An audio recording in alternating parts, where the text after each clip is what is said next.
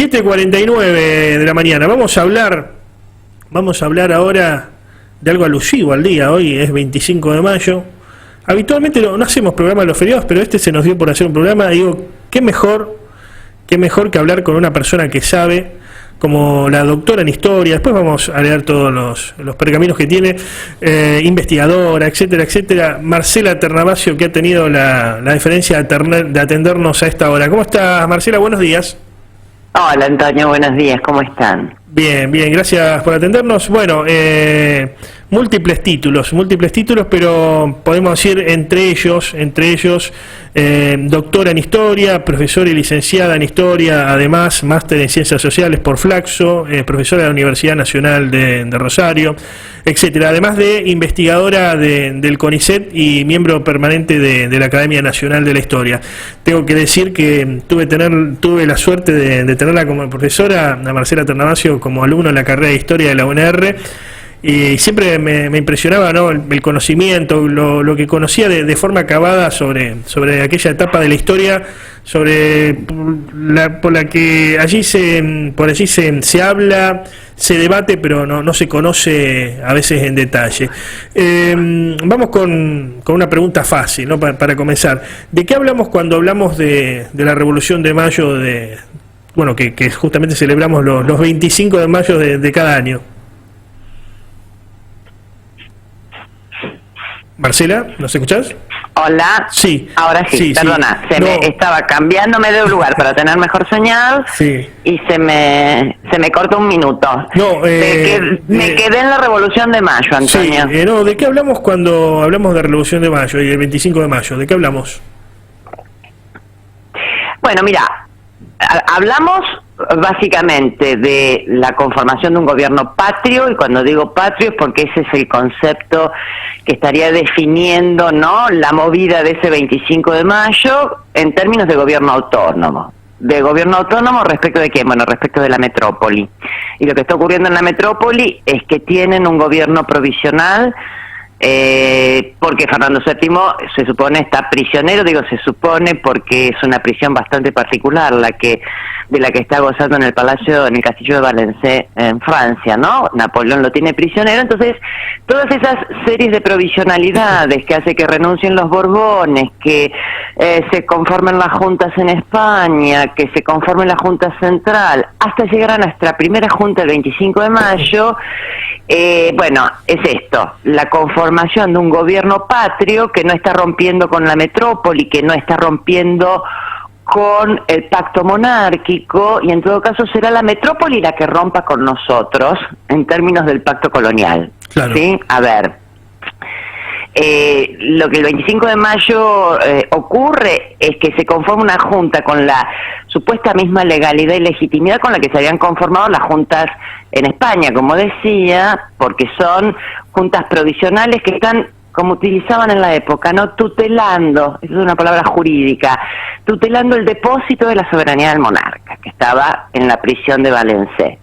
Entonces, en el marco de las leyes fundamentales de la monarquía española, la conformación de juntas para autogobernarse era un gesto extraordinario, como lo era en la renuncia de los reyes, de manera tal que la legalidad de conformar una junta aquí estaba, digamos, contemplada, solo que las autoridades de la metrópoli no las consideraron ni legales ni legítimas. Por eso estoy diciendo, en todo caso, la metrópoli rompe con nosotros. Nosotros, el 25 de mayo de 1810, estamos frente a una situación en Europa donde todo indica que Napoleón Bonaparte está ganando la partida, es dueño del continente. Claro. Por lo tanto, si España está perdida, si además la autoridad que ha nombrado nuestro virrey Cisneros ha caducado, y este es el argumento del Cabildo Abierto, ¿no?, del 22 de mayo, pues bueno, conformaremos nuestra primera junta. Pero bueno, distingo esta cuestión, o por lo menos dos cuestiones.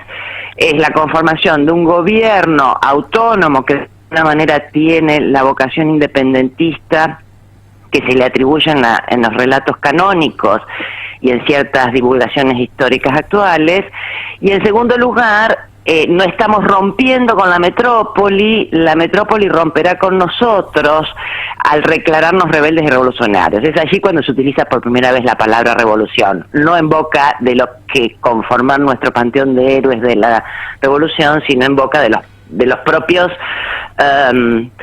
sectores que no aceptaron a este nuevo gobierno, ¿no?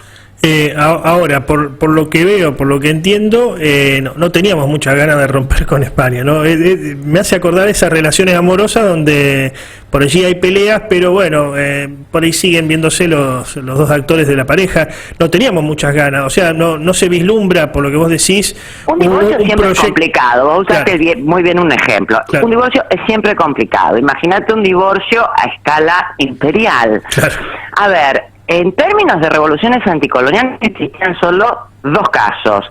Uno exitoso, que fue el de las 13 colonias británicas, que van a dar lugar luego de julio de 1776 a la declaración de la independencia de los Estados Unidos de Norteamérica, que pasarán por una guerra, pero que terminará exitosamente en el sentido de que, bueno, ya sabemos, Estados Unidos no solo va a ganar esa guerra contra su antigua metrópoli, sino que además va a crear una república ex nihilo, moderna, de grandes extensiones y además de carácter federal y representativa. El segundo caso de revolución anticolonial es el de Haití, que es el que genera pavura en Hispanoamérica. Bueno, porque es una revolución cuya dimensión social es la primera y única revolución antiesclavista exitosa en el mundo. Entonces, hay dos ejemplos allí, uno exitoso, otro que, como digo, genera mucho temor, y por otro lado, ya había desde el siglo XVIII sectores ilustrados que lo que pretendían era justamente una reforma de la monarquía. Tanto sectores ilustrados en la misma España como los sectores ilustrados criollos que maman y se empapan de estas nuevas ideas, ¿no? Las nuevas ideas del siglo, le decían en el XVIII. ¿Qué significa una reforma del orden colonial?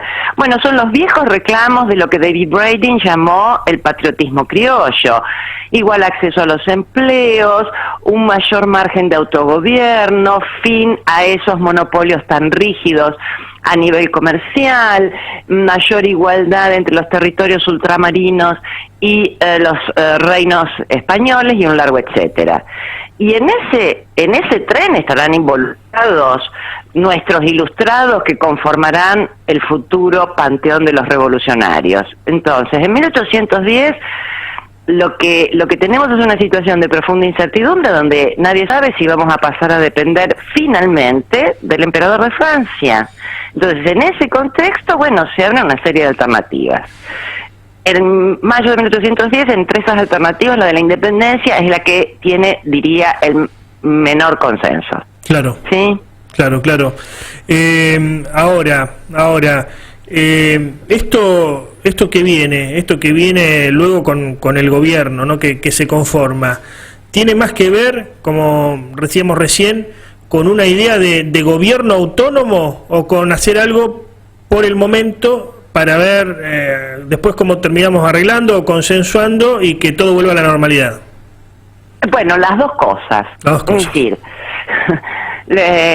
la revolución comienzan sin tener ni la menor idea de que estos quienes están conformando este primer gobierno patrio van a ser revolucionarios. Es decir, ellos están claramente siguiendo el modelo jurídico hispánico, conformar una junta que asume la fidelidad al rey Fernando VII cautivo y que por lo tanto retrovierte la soberanía en los pueblos en calidad de depósito, de tutela.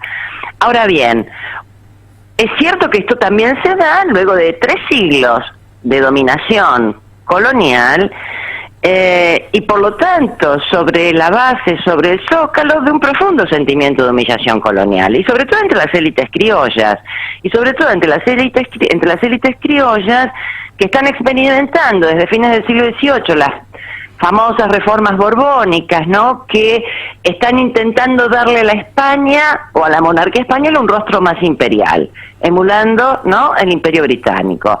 Es en ese contexto donde la confluencia de ese profundo sentimiento de humillación colonial, junto a la incertidumbre que está viviendo Europa, es que la conformación del primer gobierno patrio, y aquí viene la tercera pata de la cuestión que me preguntás, es que va generando sobre la marcha digamos, nuevas opciones, nuevos horizontes de expectativas y nuevas reservas de experiencia.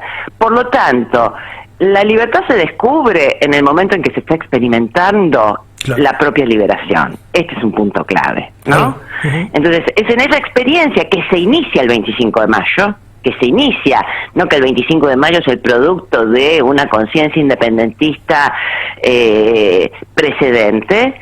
Entonces, es en esta experiencia que se inicia el 25 de mayo, a partir de la cual van los actores a experimentar justamente la sensación de que efectivamente pueden tener un gobierno autónomo y propio, pueden exigir, ya no pedir, exigir una reforma del sistema colonial, y será en ese contexto en donde el horizonte de romper definitivamente con la monarquía va tomando forma, pero como una opción que, imaginemos, recién se va a concretar 6 años después.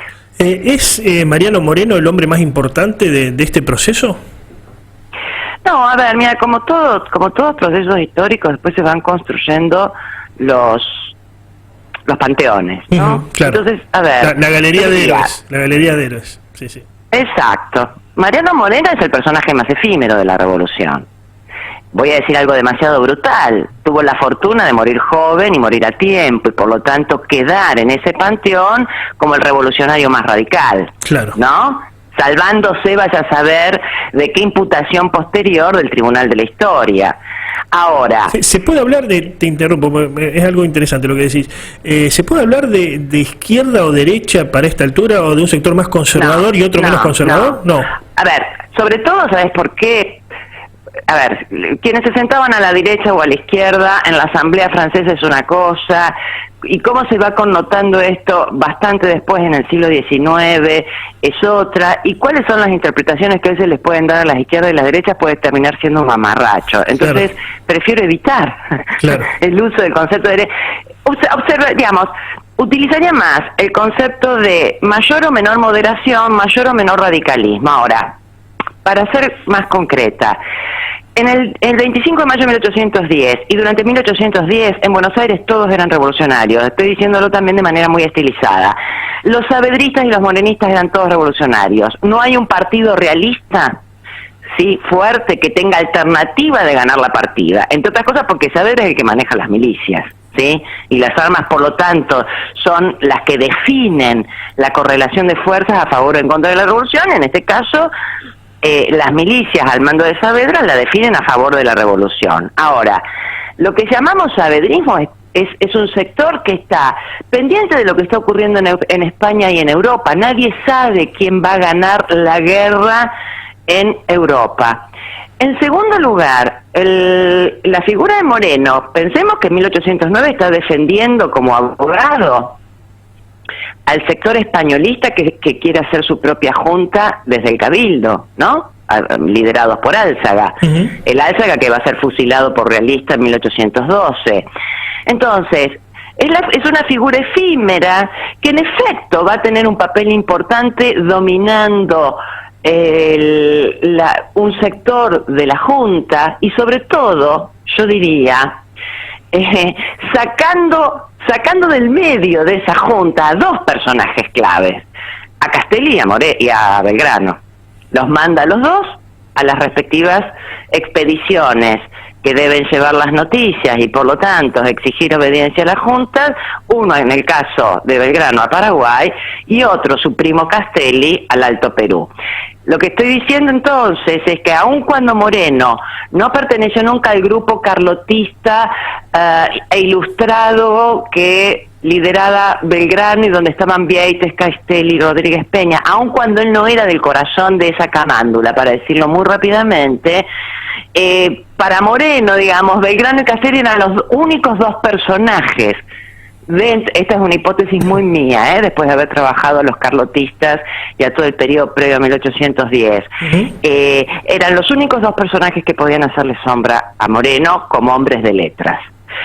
Luego el otro personaje fuerte dentro de esa junta obviamente es Saavedra, porque tiene en sus manos las armas, y por eso serán Moreno y Saavedra los que queden de alguna manera enfrentándose con nombre y apellido en el decreto de supresión de honores, por ejemplo, y que lo ha consagrado a Moreno a ese lugar de mayor radicalismo. Pero, por ejemplo, el famoso plan de operaciones, atribuido durante 2 siglos a Moreno, tuvo que ser Diego Bauso, un excelente neurólogo muy interesado por la historia, quien viniera a descubrir que era un plagio de una novela francesa de 1800. O sea, algo que sospechábamos siempre que no era de la pluma de Moreno, pero que atribuírsela a Moreno dotaba a nuestra revolución de una suerte de jacobinismo avant la lettre, ¿no? Entonces, bueno, sí, desde ese punto de vista, insisto, aunque lo esté diciendo muy brutalmente, hay personajes que mueren a tiempo, ¿no?